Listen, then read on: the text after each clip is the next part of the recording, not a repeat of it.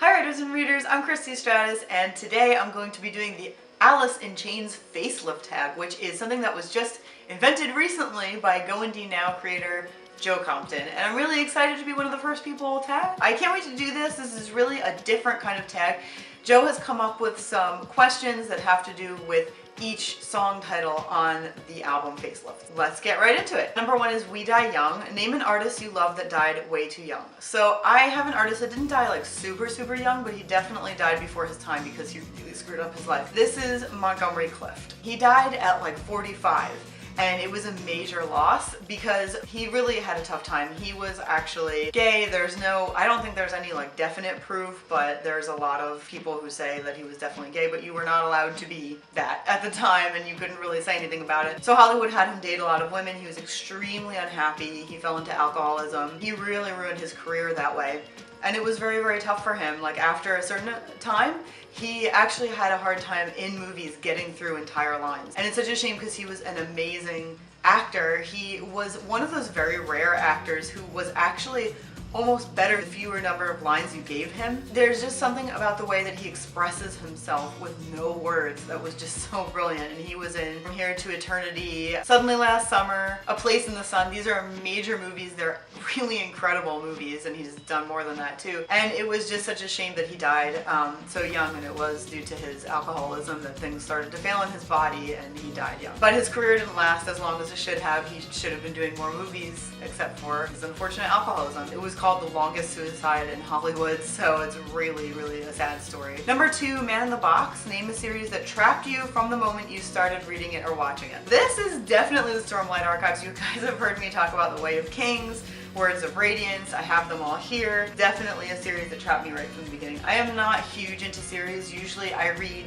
the first book in a series and I'm pretty much good because there's just so much out there to read. I want to move on to like a different author or a different work by the author or just something totally different in general. So those were the first two books that I showed you, and this is like this has a novella from the series in it that I'm pacing myself. I'm not going to read it yet because the next book comes out in November. It's supposed to be like 10 books. And you know, it's slow going for Brandon Sanderson because they're really long. They're like 1,200 pages each. They're really long, but they're incredible and they are packed with anything you can think of. Yes, they're fantasy, but they are really relatable and readable by anybody. And they are just so involving, and I just love them so much. I highly recommend them. I recommend them to anybody who will listen pretty much. And I can't wait till the next one comes out. Number three is Sea of Sorrow.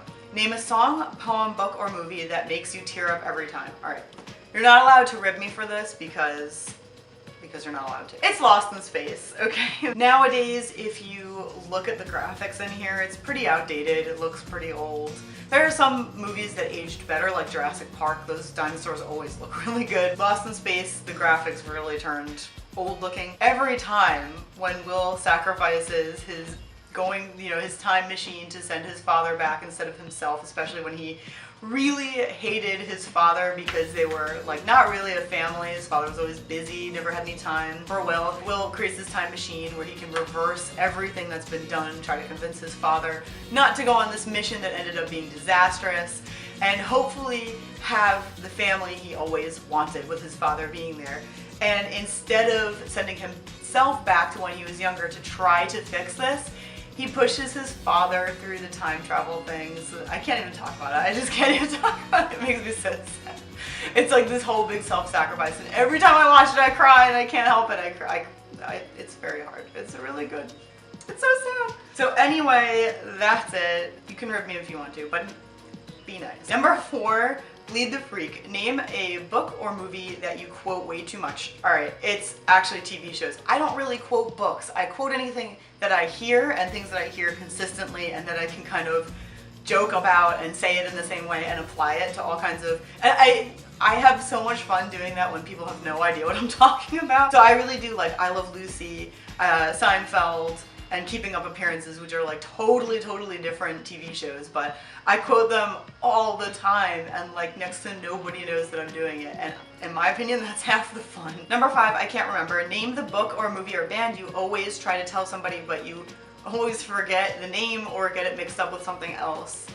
And I've been thinking about this for a while, and I know that there's something, but I'm not trying to be funny when I say I can't remember what it is. I really, really can't, and it happened to me recently, and it drove me nuts then, and it's driving me nuts now, and if I ever remember, I'll put it in the comments, but seriously, I can't remember. So number 6, love, hate, love. Name a book, movie, album, band that you love that everyone else hates. I really can't think of one that I love that everyone else hates. I don't think that there is one that I love that everyone else hates. I just like what I like. I have not really had anybody say like, oh man, that's like the worst thing ever, or how can you possibly listen to that? The stuff I like is pretty generally accepted, or like somebody might not love it, but I really don't think there's anything that people hate. I can't think of anything. Number 7, it ain't like that. Name a book, movie, poem, song that everyone always gets wrong when they talk to you about it. All right, this one is Russian Ark. This is well, it's a foreign film, and it's a really, really good movie. It is heavily symbolic. It is all metaphors and things like that. It will take me forever I call this the mother of all foreign films because it's going to take me a lifetime to figure everything out. You would need to look up every painting they talk about to know what on earth the whole message of the movie is, and it's literally that deep. But I have seen people talk about it, mostly on forums, saying like, I don't know what people are talking about, it's just a movie, it's just a pretty movie, and really it's overdone. Like, no, it's not overdone. You really need to do the research. I mean, just the way it's told. It's one giant metaphor with symbols and metaphors within every single thing they talk about. So, I mean, when people try to simplify it, it definitely annoys me. I'm sort of like, stop, just stop, you can't. And like, that's totally wrong because that's the whole intention of the film. It was a groundbreaking film. It was filmed all in one take, and then so much effort was put into it. Like, no, you're wrong. It was totally, it has a lot to it, so. Number 8, Sunshine. Name your feel-good book, album, movie. There's a number of them, and my feel-good album is actually Moby Play, which came out in like '99, and it will forever be the disc that can always make me feel better about anything. I absolutely love it. I still have the CD, obviously. It's not broken yet because I've taken such good care of it. I'm very careful with it because I don't ever want it to break. I've had it since it came out, I guess, around when it came out, and I've always loved it. I still listen to it, and I've also always thought of it sort of like poetry in a way, so there's a lot of meaning behind it for me. And in terms of movies, I don't like too many romantic comedies, but they are feel-good types of things, and they can always make me laugh. Well, only particular ones, so I'm pretty picky about it. So that would be Monster-in-Law and How to Lose a Guy in 10 Days, and they are both just so much fun, and they're so cute, and they're not just like the typical, oh, I met a guy by accident and everything's working out great and oops, I tripped, like, you know, that kind of stuff. They're pretty different to me, and they're two of the few ones that I really, really enjoy. Usually I can poke too many holes in the story, but they're a little bit different and fun, and I enjoy the actors and actresses in them too. I just enjoy them. I don't know, they always make me smile. A book that would do that for me is also a romantic comedy that I've mentioned before. It's called Getting Rid of Matthew. I'll put that on the screen for you.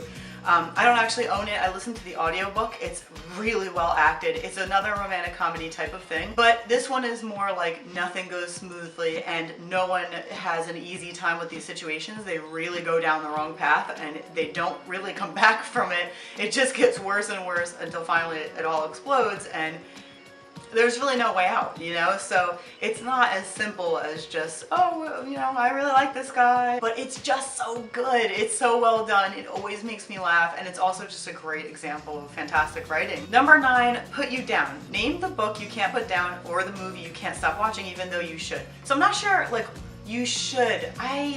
There's nothing that I really would consider myself like I should stop watching this or anything. I guess you could say, no, I really can't think of anything. But my favorite movies that I will watch over and over again for the rest of my life, till death do us part, pretty much literally, is The Sweet Smell of Success and The Man with the Golden Arm. So it's not that I should stop watching them, but it's more like I keep seeing more in them. Every time I watch them, there's something else. So for me, it's not just, oh, I watched it once and maybe twice and that's great and that's enough. Like, I will watch these forever. There's such an amazing vibe about them, and there's also so much that went into these movies that, like, every time you watch it you can pick more stuff out.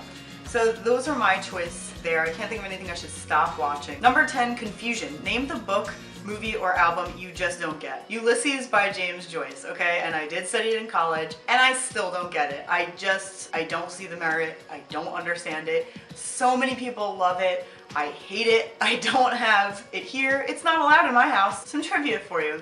When I was in college, we each had to teach a chapter of this book to the class. It was not that we were actually in like a teaching class or anything like that. This was a lit class, and it was just that this is such a huge, amazing, fantastic, you know, classic book that for whatever reason we spent a lot of time on this one. Everyone had to teach a chapter to show that you understood it, to try to bring out some additional points. It was just another way to sort of learn about this book in depth. I got the book.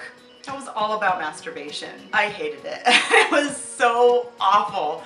How do you talk about that? It was just like the most awkward thing. And it was funny because we were randomly assigned chapters, just randomly like pick a number type of thing. And I picked one of my favorite numbers, and I got that. Thanks, favorite number. Actually, thanks Ulysses for having such weird stuff in your book. You can cover any topic and make it come out really good and make it make sense, and you know, something like that you could definitely deal with in a way that would be really interesting, but it really wasn't. It was just weird. My professor did say that I handled it really well, but it was so awful. But really, I mean, even when I read the first chapter, I was like, I don't know what I'm reading. I really don't like this. I don't understand why we have to learn it. I still don't get it. You can explain it to me. I will probably still hate it. Number 11, I know something about you. Name a book, movie, or album you have an obsessive insider kind of love with. Alright, it is definitely Sunset Boulevard. I watched this film the first time and I was wowed by it.